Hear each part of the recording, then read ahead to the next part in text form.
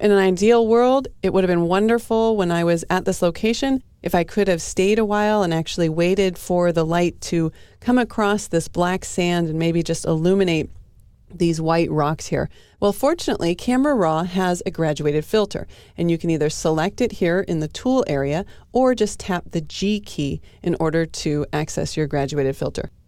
Most people, when I say graduated filter, they think of a neutral density filter. So they think of a filter that maybe you've used on your camera in the past that would darken down the sky. And certainly we can use the graduated filter to do just that, but we can also load our graduated filter with all of these different attributes on the right-hand side. So for example, we can change the temperature, the tint, we could change exposure and contrast, and we can do all of these different parameters at one time.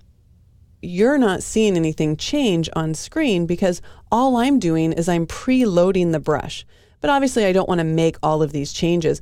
My goal here really was to show you how to reset these in case you come into this dialog box and yours are set to something else because maybe you've used this tool before. In that case, what I want to do is to reset just a single slider, you would just double click on the slider. But I don't want to go to each one of these sliders and do that. So in order to reset everything and just change the parameters for one of the sliders, you would use either the minus or the plus icon. So I'll click the minus exposure and watch what happens to all the rest of the sliders. They all get reset and the exposure slider gets set to a minus amount, which in this case, it's in an increment of a half a stop. If I click the plus, it'll go to plus half a stop. And then of course from here, we can always just change it by moving the slider. So I'm going to go ahead and bring that down to about -1 exposure. Again, nothing's going on in the image area right now. I'm just preloading the graduated filter. Then the way the graduated filter works is you will click and drag. Where you start, Camera Raw will lay down a green pin, and then as you drag, the distance between the green pin and the red pin is going to be the gradient, where whatever you load into the filter will fade out. I'm going to hold down the Shift key because that's going to constrain what I draw to a straight line. In case you can't see exactly what's going on, let's go ahead and really take the exposure down. I think now you can clearly see that at the green pin, we've got a -4 exposure, and that slowly fades until there's no change of exposure by the red pin. If I want to change the angle, all I need to do is move your cursor over one of the lines, either the red one or the green one, but move it far away from the pin because you'll have a lot more control now as you drag and set that angle that you want the graduated filter to be applied at. If you want to move the entire graduated filter, meaning that you like the distance between the two pins, you just simply want to move it, position your cursor on the middle line here and then click and drag to move it. Let's go ahead and just make this a little bit shorter and let's bring the exposure back up. I just want to make a slight change in exposure for the sky. Then I might also want to add a little bit of contrast, and I might want to add a little bit of clarity as well, just to add some definition in the clouds. If we scroll down, you'll notice there's also a color option. If I click in the blank swatch here, it'll bring up the color picker, and then I can choose a different color to add a tint to the sky. So in this case, I'm going to warm it up just a little bit by selecting yellow. Of course, I could do this in another method as well. I could use the temperature or tint sliders. So it's up to you which of the two ways you use to add color or change the color in your graduated filter. So that's really the basics of the graduated filter, but let's do something a little bit more advanced.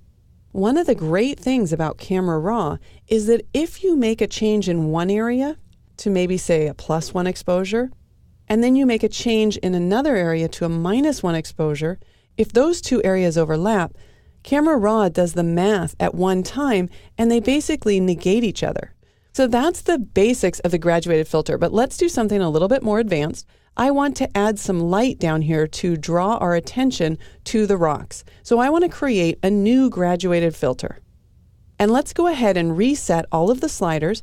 Since I want to add light, I want to increase exposure. So I'll just click on the plus icon. That resets everything except for exposure, which now has a plus half stop to it. So I'll position my cursor right about where the rocks start. I'll hold down my Shift key and I'll click and drag up in order to add light to the rock area. I can reposition this, either tightening the gradient or reposition it completely by clicking on the line that connects the two dots. I don't think I've made enough increase in exposure, so let me make that adjustment over here. I think that's a lot better. But I don't like that it's lightening the foreground. So what I'm going to do is I'm going to create another new graduated filter, and I'm just going to put the opposite amount in exposure. So I'll click New, and then we'll just change the plus to a minus here. And again, I'll click and drag up, and you can see that because this graduated filter lays on top of the other one, where I added a positive 1.4 stops, and then covered that with this negative 1.4 stops, it's changed the tonality of the foreground back to what it originally was. And now we can freely adjust these, and I could even go even further with the exposure. If I wanted to go back to the second graduated filter that I drew, all I need to do is select it and then change that exposure, either making it brighter or darker, and then we can go back to the last one that I drew and go ahead and make that darker. It's a little distracting with all of the overlays there, so if I wanted to toggle those off, I'd come down to the bottom of my graduated filter panel and toggle off or on the overlay. I can also tap the P key to toggle on and off the preview to see a before and after. So there you go. With just a few carefully placed graduated filters, we can greatly enhance our images by adding light to the area that we want to focus the viewer's attention. When you need more control than a graduated filter, it's time to master the adjustment brush in Camera Raw. Now, this is one of my favorite tools because it lets you quickly make changes that can make a huge impact on your image. Before we start making our local adjustments, I want to make a few global adjustments. I'm just going to increase the exposure a little bit here and maybe add a little bit of contrast as well as clarity. So here we're making changes that affect the entire image. But now I really want to focus in on some specific areas and change those locally with the adjustment brush. So we can select the brush up here in the tools, or we can tap the K key in order to get the adjustment brush. And if you followed along with the last tutorial on the graduated filter, you'll notice that as soon as we selected this local editing tool, we get all sorts of options to load the tool with. In fact, they're the same options for both tools. I can change temperature and tint, we can change exposure and contrast, highlights and shadows, add or subtract clarity or saturation, and even selectively paint in sharpness, noise reduction, moire reduction, and even a color tint. Now, there are a few additional tools. Because this is a paintbrush, we need to be able to control the size of the brush, the feather, the flow, and the density. So the size of the brush, we could keep going back and forth, seeing the size of the brush over the image and then coming back to the slider. But there's a few key shortcuts that will really help. The first is the right bracket and the left bracket. So the right bracket makes your brush larger and the left bracket makes your brush smaller. You'll notice that there's two circles in the brush. The inner circle, the solid black circle, any area inside there will be completely affected by whatever we load into the brush. Then in the area between the two circles, that's the area that it's slowly going to fade so that you won't see like a straight line or a harsh difference between what's been adjusted and what hasn't. If I want to change that fade range, that would be done using the feather slider. Or we can use a keyboard shortcut for that as well. And that's just adding the Shift key to the left bracket or the right bracket in order to make a harder edged brush or a softer edge brush, one that has a feather on it. All right, let's go ahead and load this up with something dramatic. I'm going to go ahead and put a -4 exposure just to show you the difference of these two brushes. So if I click and paint right now, you can see that's a very soft edge brush. If I use the Shift key with the minus bracket and get a hard edge brush, we'll see the difference. So you can see how the soft edge brush, the one with the feather, is going to be much more subtle and it's going to enable us to get a nice transition between what's affected and what's not affected. When I first started painting with the adjustment brush, Camera Raw laid down a pin, and you'll notice that when I hover on top of that pin, I can see a mask, basically the areas that I've painted. If I don't want this pin, I can simply tap the delete key in order to delete it. I don't want my exposure set all the way down to -4. In fact, what I want to do is I want to brighten the horse's eye a little bit. So I'm going to set my exposure to maybe plus a half stop or so. And then I want to zoom in. I'm going to hold down the space bar and the command key, that'd be the control key on Windows, and click and drag over the eye area to zoom to that area. I want a smaller brush, so I use the left bracket key. And I do want a feather on this brush, so let's see what that's set to. It's set to 0 right now. Let's go ahead and bring that up to 100. And I'll still need even a smaller brush. You'll notice as the brush gets really small, it's hard to see the feather because there's just not enough room to draw that as an icon. So sometimes you will have to check the feather slider. And if the brush gets really small, then it's just going to change to the crosshairs. But I'll go ahead and paint right here in the eye area in order to lighten that. When I let go, we'll see the pin. If I position my cursor on top of it, we'll see the mask overlay. So that's the area that's going to be affected. And now we can zoom out. I'll use Command 0, Control 0 on Windows to zoom back to fit in window, and then tap the P key to toggle on and off the change that I've just made. I can also turn on and off the pins by clicking on the option at the bottom of the adjustment brush panel area. If I think that the adjustment that I've made is too much, we can go in and modify that. We'll scroll up to the top here. I could change the exposure, either increasing it or decreasing it. I could add some contrast if I wanted to. I could even scroll down, click on the color swatch, and let's make this a little bit warmer tone. I'm just going to add a little bit of orange in order to make that kind of a browner tone there. And when you add color to an eye, if you add a brownish tone, it actually can help make the person, or in this case the horse, a little bit healthier looking. So I think that's a little bit too much, but we'll just drag that down and click OK.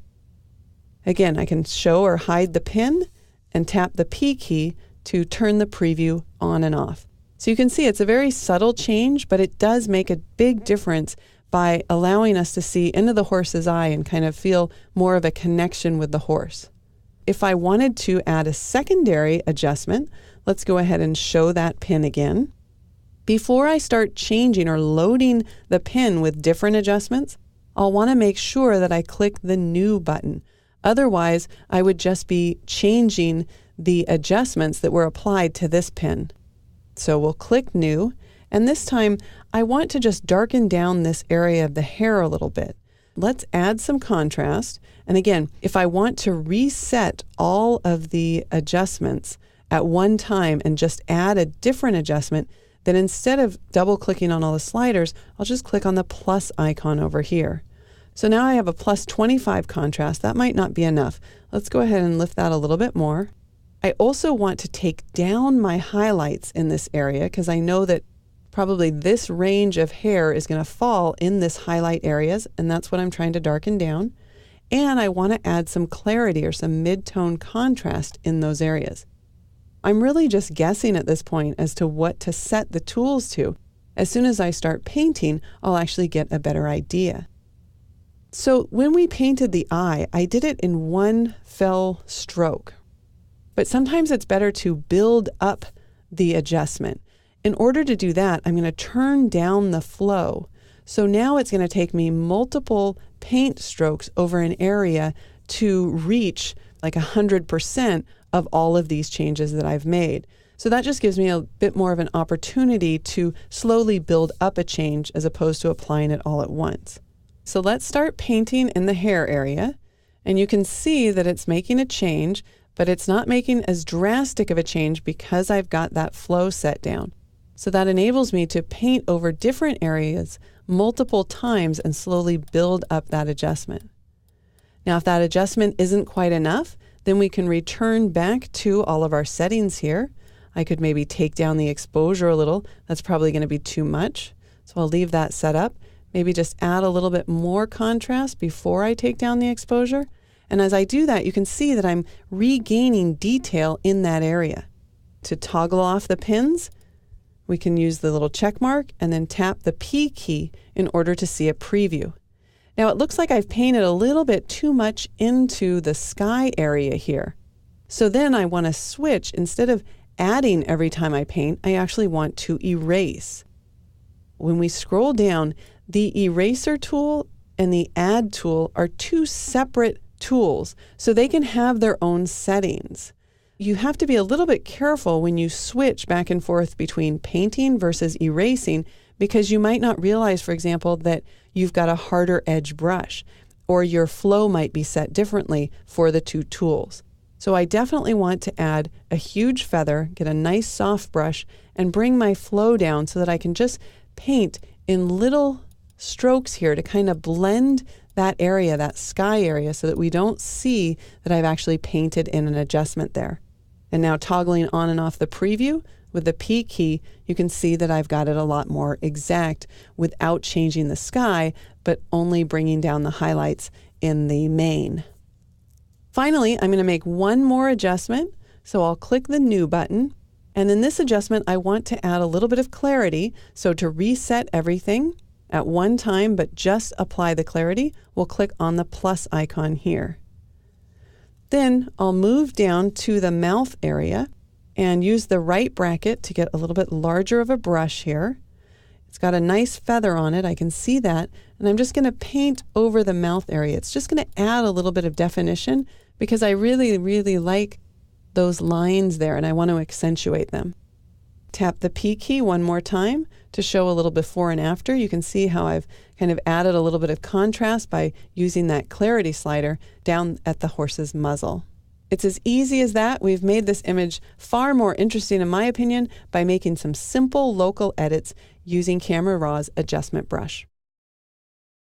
Although the spot removal tool was initially designed to remove spots that appear on your image as a result of having dust on your sensor, it can also be used to make basic corrections such as removing a blemish or other distracting item in your image. So let's go ahead and zoom in right here on the girl's face. And although I actually don't think technically these are blemishes, I think these are actually small little moles or freckles, we're going to go ahead and remove them. So in order to select the spot removal brush, you can tap the B key or select the tool from the tools. And over on the right-hand side, you'll see that there's two different options. You can either set it to heal or to clone. When you set the tool to the clone option, you're going to be making an exact duplicate of the area that you sample. I actually want to set it to heal because I want Camera Raw to automatically adjust the tonality and the colors of the source area that I pick up and place that on top of the blemish in order to seamlessly remove it. In order to adjust the size of the brush, you want to change the radius slider. You can also change it by using the left bracket key or the right bracket key in order to make it larger or smaller. And you don't have to actually just click over an area with a large or small brush, because you'll notice when the brush gets too small, all you have are the crosshairs. Then it becomes much easier to simply click on top of the blemish that you want to remove and drag out the circle. Now let's zoom in using Command plus or Control plus. You'll notice that there are two dots. The red dot is the area that we want to remove. It's the area that we want to heal. And what Camera Raw has done is it's set down a green dot to sample from. So it's taking the information that's under the green dot and it's moving it over to the area under the red dot, and it's seamlessly healing it for me. Now we can change the size of these dots by simply clicking and dragging. And really you want to make the smallest size dot possible. When I position my cursor inside the dot, you'll notice I can also move this. So let's make it just a wee bit larger. I want to make sure it's a little bit larger than the area that I'm trying to cover. And then we can tap the V key to hide and show that overlay. So now let's move to this dot right here. Again, I could simply click, or I can click and drag to set the circle size myself. If this green dot is somewhere that I don't want it, you can just position your cursor inside the green dot in order to relocate it and to help out Camera Raw pick the source or the area to sample from. I'll click again right here and drag, and then once more right here, and even over on this area right here. Here I can see that it's selecting an area that's too dark, so I'll move over the sample area. I'll click again right here, and maybe click and drag right here just to make sure that the sample size is large enough, and then move over the area that I want it to clone from. Tapping the V key will toggle the overlay on and off, and tapping the P key will show the preview of before and after. So the next time that you have some simple blemishes or distracting elements in your image, give the spot healing brush a try. I think that you'll find that you can avoid spending time fixing little problems like this in Photoshop and just take care of them right here in Camera Raw. Let's take a look at another technique that can save you time by quickly softening skin while keeping the eyes and lips sharp. In order to do this, we're going to use the adjustment brush because we want to control exactly where the effect is applied. The first thing we'll do is we'll zoom in, so I'll use the spacebar and the command key, the spacebar and control key if you're on Windows, to zoom into the girl's face. And then I've got my adjustment brush selected, but you could tap the K key or select it from the tools. I want to make sure that all of the settings here have been zeroed out except for the clarity setting, which I want to drag down to, say, maybe -60 or so. Then let's take a look at our brush options. I've got a relatively small brush. It's set to 9, but I actually want it a little bit smaller, so I'm going to use the left bracket in order to resize this down. I want to make sure that my brush has a nice soft edge, so I'll make sure the feather's set to 100%. And let's set the flow up maybe to around 50%.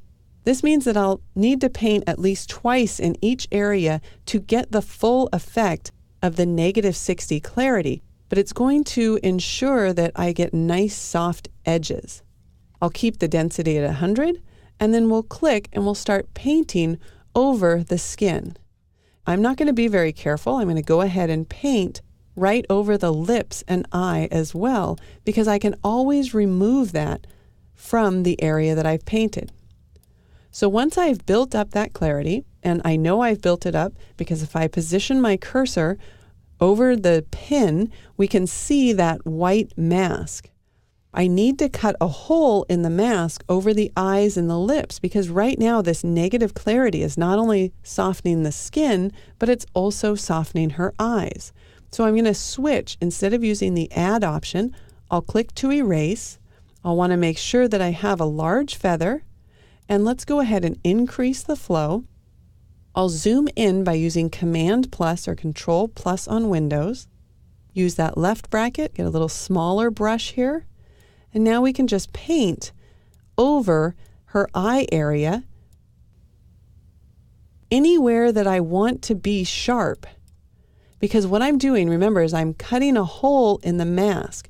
So I've already applied the negative clarity to this area, but by painting on it with the erase option here in the adjustment brush, I'm erasing the skin softening from those areas. So again, if I hover my cursor on top of the pin, you can see that basically I've cut through all of these areas.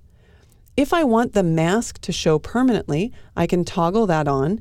I could even click here to change the color of the mask, but for now, white will be just fine. Now I've made a little mistake up here, so I'm going to switch back to my add brush, use the left bracket to make it a little smaller, and then just paint right here to paint out that area of her skin.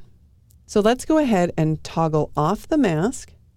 And now I'll tap the P key to show us a preview of before and after. And you can see how just her skin texture is a little bit softer than before.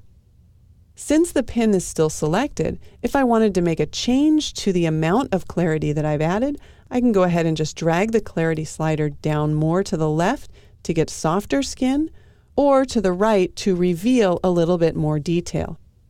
Obviously, I could go all the way to the right-hand side if this was maybe a weathered fisherman that I was trying to make look maybe like more intensely weathered, but I don't want that. I want to use this as a nice skin softener, so I'll move the clarity down to about maybe 60 or 70. Before we wrap up, I'll just point out that you can apply a negative clarity to the entire image. If I return back to the basic panel, I'll just use my zoom tool and zoom out. And then you can see down here, we've got the clarity slider. If I move the clarity slider to the left, you can see how it kind of soft focuses the entire image.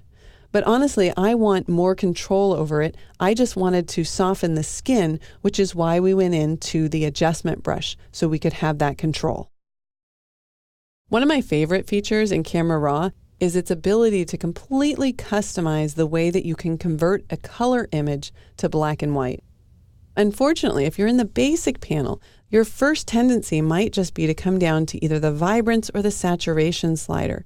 But really, you don't have any control other than desaturating the image. So let's reset that. And instead, we're going to move over to the HSL and grayscale panel. I can convert this image to grayscale, and I get a grayscale mixer. But first, I do want to point out, when I convert this to grayscale, did you notice that it already looks better? That's because Camera Raw is actually analyzing the image. And if I go to my preferences here, you can see that the default image settings for converting to black and white will apply an auto grayscale mix. So I definitely want to leave that on. In the grayscale mix area, I now have the option to selectively pick a color range and decide how I want that color range converted to a grayscale value. So you can see as I move this to the left, all of the reds in the image get darker. If I move it to the right, the reds get lighter. So I can control how the red paint in the top of the houses gets converted. Likewise, I could go to the oranges. You can see there's a lot of orange in the door and there's a little bit of orange in the background. If I want to darken that down, I can. As for the yellows, I can click left or right and see what I like. I actually like the way that it's lightening up the grass in the foreground. And I can add to that with the green slider. There's not a lot of aqua in the image, so moving that slider doesn't do much. Likewise, moving the blue slider doesn't do a lot, but you can imagine if you could see the sky in the image, this would have a tremendous impact. There isn't a lot of purple in the image, nor is there a lot of magenta, so moving these sliders isn't going to make that big of a difference. But now if I tap the P key, we get a preview of before and after. You can see that I've completely customized the way this color image got translated into black and white. So to review, I would just stay away from simply desaturating your image in the basic panel, but instead convert it to grayscale using the HSL panel. That way you have a lot more control over how each individual color range gets converted to black and white. One of the most powerful tools that you can use when converting your images from color to grayscale is the targeted adjustment tool. You can select the targeted adjustment tool, or you can tap one of these shortcuts depending on which version of the tool you want. There's a targeted adjustment tool that will allow you to change the parametric curve, the hue, saturation, luminosity of an image, or the grayscale mix. That's the one that we want.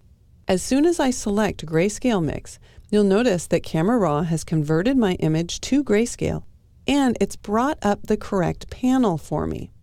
The targeted adjustment tool allows me to click in any tonal range, or really color range, because Camera Raw is only displaying this as a black and white image, but all the color is still in the original file. So the targeted adjustment tool allows me to click anywhere in the image. It samples that color, and then depending on if you drag up or down, it will select the corresponding sliders and change the way those colors are converted to grayscale. The reason that I like this tool so much is because of two reasons. One, I don't have to know what the original color is in the image.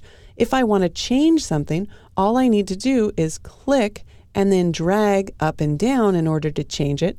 And the second reason is because the target adjustment tool will select the corresponding sliders. So if I click on a color that's made up of more than one color, instead of me sitting here and manually seeing which color is affected, If the color is made up of two colors, it will go ahead and change both of those sliders for me.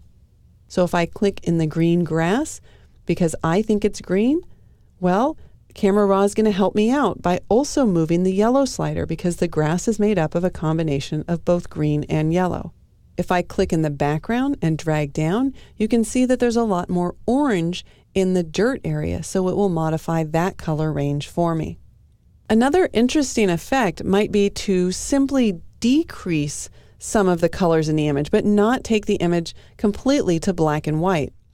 If I select one of the other targeted adjustment tools, for example, the saturation targeted adjustment tool, you'll notice that Camera Raw automatically brought me back to color. And now when I click and drag down, you can see that it's changing the saturation in the tonality and colors that I click. So if I wanted to desaturate the red a little bit and maybe desaturate the yellows a bit, I can go ahead and just click and drag in that color range. So now I've got not a black and white image, but a desaturated image that kind of gives me a different feel to the photograph, making it look a little bit more aged. You might also want to try removing all of the color in all of the color ranges. So for example, in the greens and in the yellows, but then leave just one color here in order to isolate a subject or draw the attention of the viewer to a specific part of your image.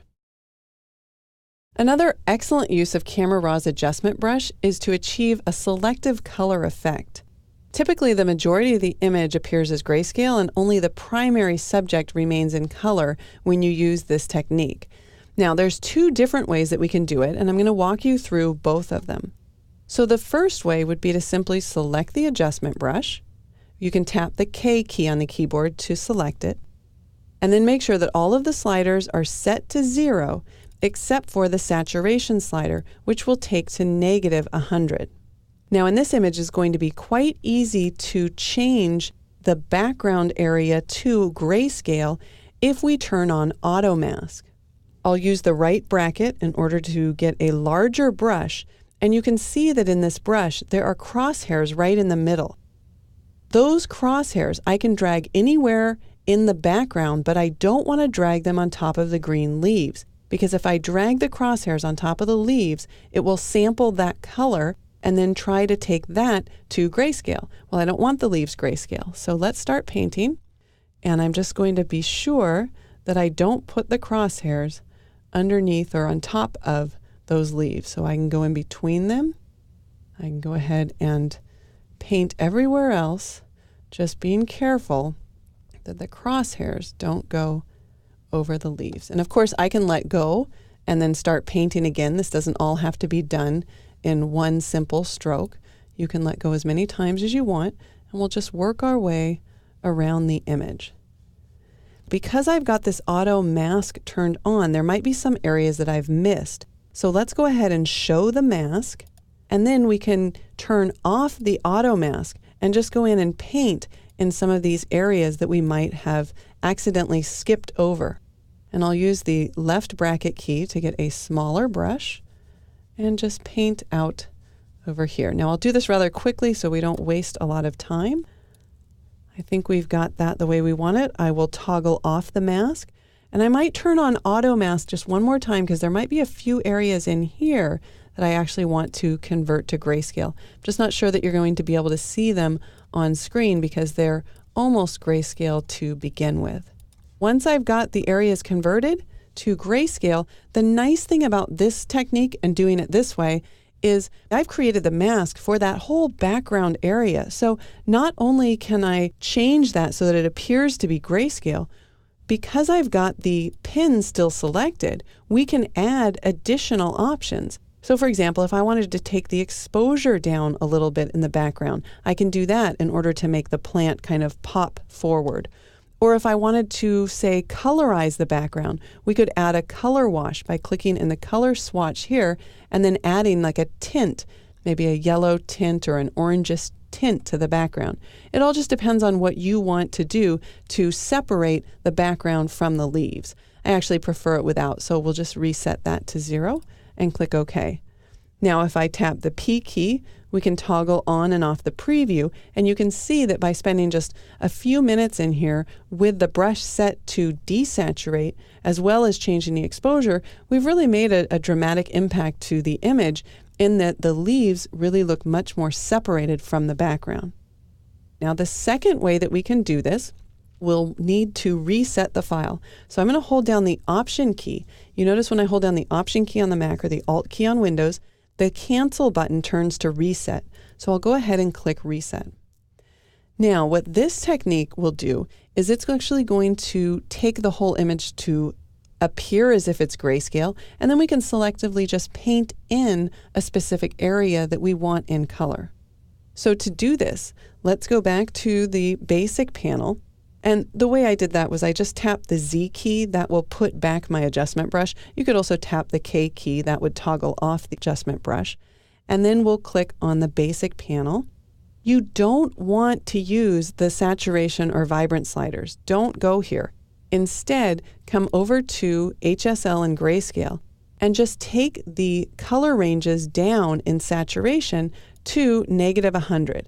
And you don't actually have to drag the sliders. I can just click on the far left side of the slider in order to bring those all down. Now it appears as if the entire image is grayscale, but of course everything here is non-destructive. So it's just showing me that it's in grayscale, but I can go back to my adjustment brush, and instead of loading a negative saturation, I'll load in positive saturation, and we'll make sure to take off that negative exposure. But now wherever I paint, I'm going to be painting back in the color from the image. So the HSL panel just simply hid the color. And now I can use the adjustment brush in order to paint in selectively wherever I want that color to appear. Now, the nice thing about doing the technique this way is that I can now go back to the HSL panel. So I'll tap the K key to get back to my panels. And if I decide that I don't want the whole background to be solid grayscale, if I want to bring back some of the colors, I can simply set these sliders up a little bit to bring back some of that color. It's two very different kind of effects that you get. There's advantages of using both of them. You kind of need to analyze what the end goal is of your image and then pick the technique that will work best for you. Traditionally, photographers could use special printing techniques in the darkroom in order to tint a print. Depending on the preference, color could be added in the shadow area of the image or in the highlights, and it really depended on the process that was used. So if you're trying to mimic a traditional sepia tone, which the sepia tone can vary from kind of a red-brown to a deeper purple, you need to add the color in the dark areas of the image. But first we need to convert the image to grayscale. So let's click on the HSL grayscale panel and then choose to convert this to grayscale. Then we'll click on the split toning panel. And to get this sepia tone color, we're going to want to use the hue and saturation in the shadow area. There's two ways you can do this. You can either increase your saturation until you get about the amount of saturation you think you want, and then you can change the hue slider, or you can use a little shortcut, which is holding down the Option or the Alt key. When you do this and you move the hue slider, you can see a preview of the color that you're selecting at 100%. If you don't hold down the Option or the Alt key and you move the hue slider, you won't see any color. So it's the Option or the Alt key that gives you that full-on 100% saturation view, but it's really helpful because that way you can choose the color that you want. Then you let go of the Option or the Alt key and just dial in the amount of saturation. And you can see that the saturation, the color, is actually being added in the dark areas of the image. If we wanted to achieve a different effect, maybe we wanted to achieve an antique-looking image. Well, an image looks antiqued because you've added color into the highlights of the image, similar to maybe the paper fading over time.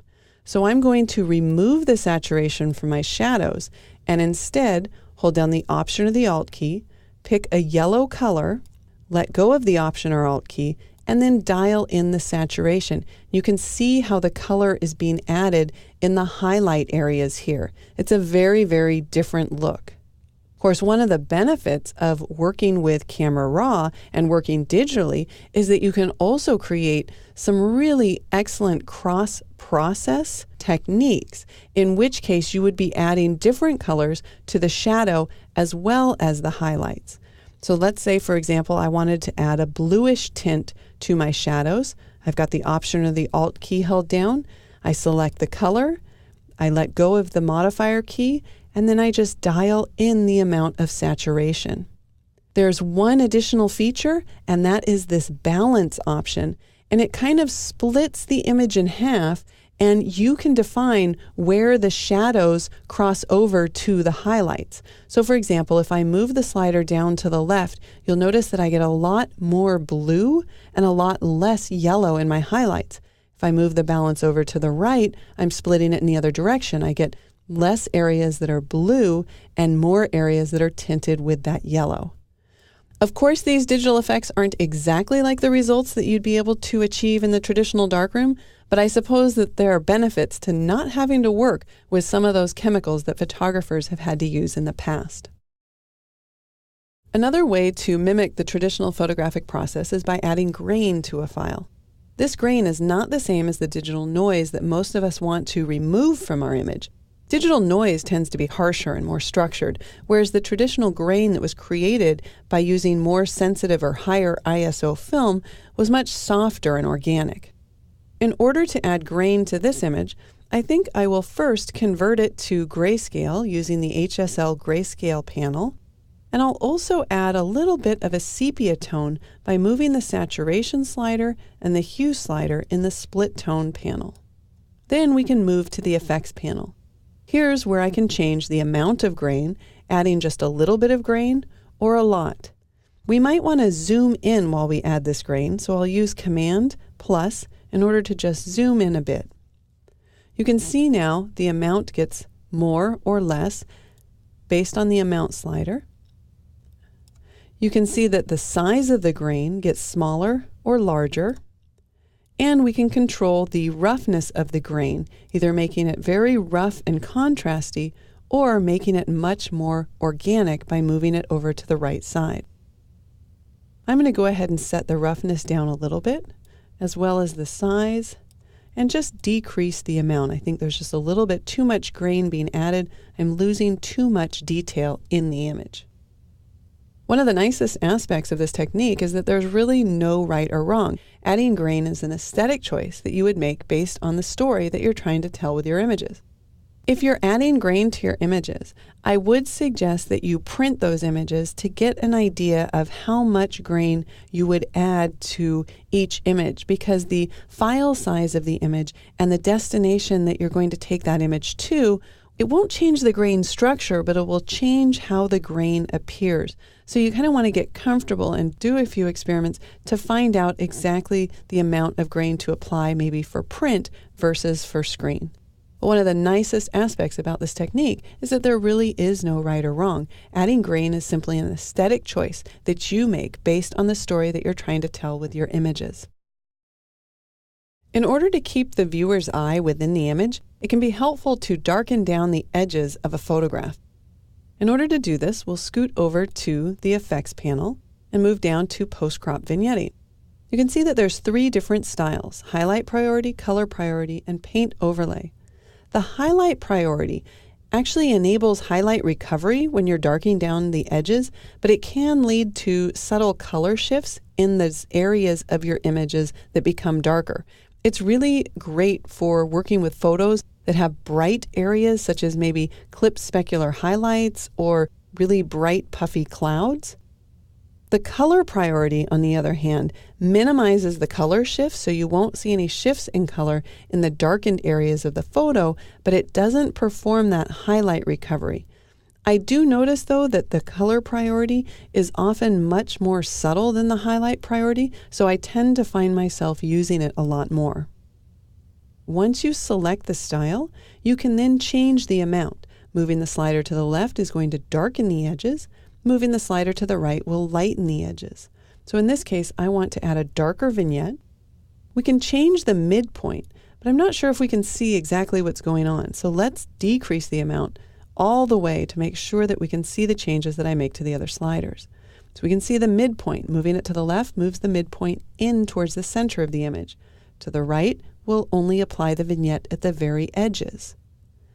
The roundness slider, if you move it to the left, it makes more of a rectangular vignette.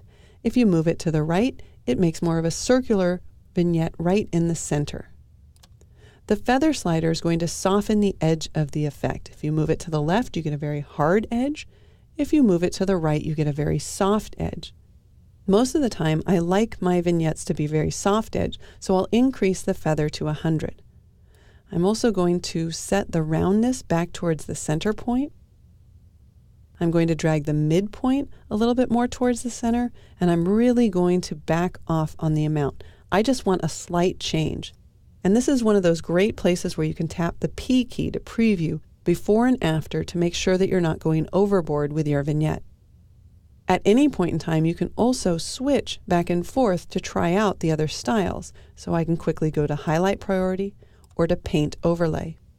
The only thing with Paint Overlay is sometimes it tends to make my image look a little bit muddy. So I usually stick to Color Priority or Highlight Priority.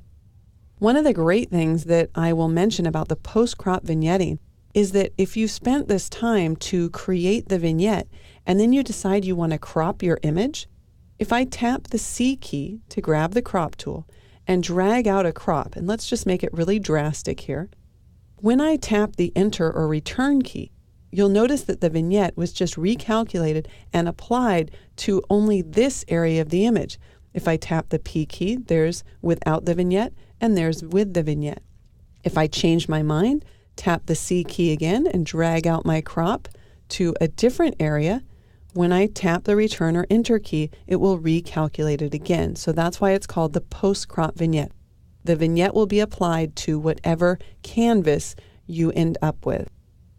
That's why it's called the post-crop vignetting, because no matter how you crop your image to whatever aspect ratio, Camera Raw will recalculate that vignette.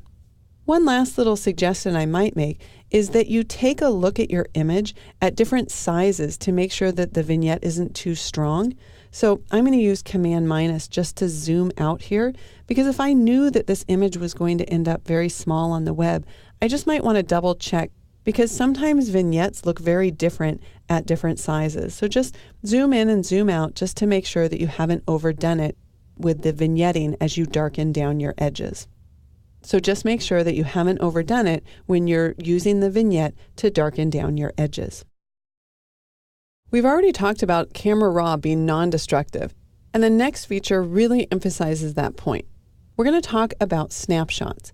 Snapshots allow you to save different versions of the same file without duplicating it. So I can process this file maybe once for black and white and once for sepia tone and keep those separate sets of instructions within this single document. So let's go ahead and give this a try. The first version that I want to create is a very high contrast version. So I'll use my clarity slider to move this over to the right to add that mid-tone contrast.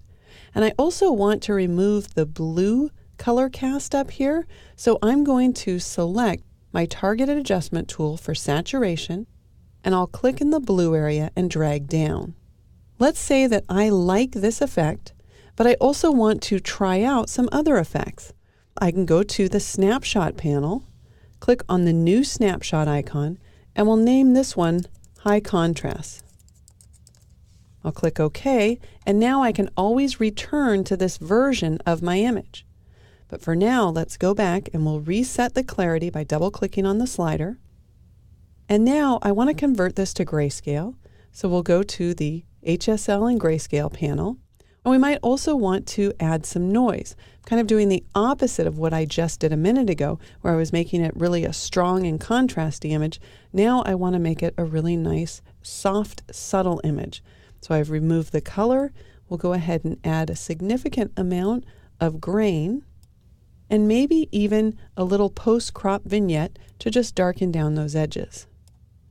Then I'll go back to the snapshot panel again, click New Snapshot, and we'll call this Soft and Grainy. Click OK. Now you can see that I can go back to the high contrast version or the soft and grainy version. I can even go to my split tone panel and add some reds in my shadow areas and maybe some yellows in the highlight areas. See how that looks and maybe change the balance a little bit. If I don't like this look with the grain, we can come back to our effects, just double click on the amount slider to remove that grain. And now go back to the snapshots, click the new snapshot icon again, and we'll call this one split tone, and click OK. So now I can quickly go back and forth between these three different kind of processing versions of my image. Now, whichever version you're set on when you click Done is the version that you will see in Bridge. If I want to change this representation of the file, all we need to do is open it back into Camera Raw, go back to the Snapshots panel, pick the other snapshot that we want to preview in Bridge, and then click Done, and Bridge will update that preview. Of course, you could duplicate your original image and then apply different settings to each version, but that is going to take up twice as much space on your hard drive. Although I have to admit, sometimes I will do that. If I think, for example, that I might forget that I have processed a file in more than one way. But for the most part, I would rather keep the file size down on my computer by just managing a single image and having Camera Raw manage the multiple versions of that image.